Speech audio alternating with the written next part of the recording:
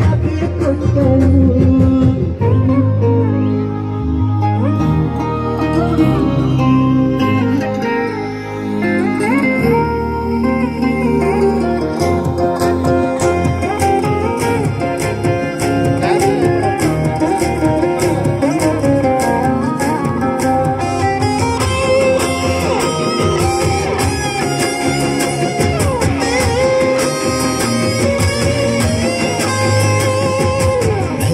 ಒಂದು ಹುನ್ನಾರ ಕಲಿಯಿತು ಕಣ್ಣು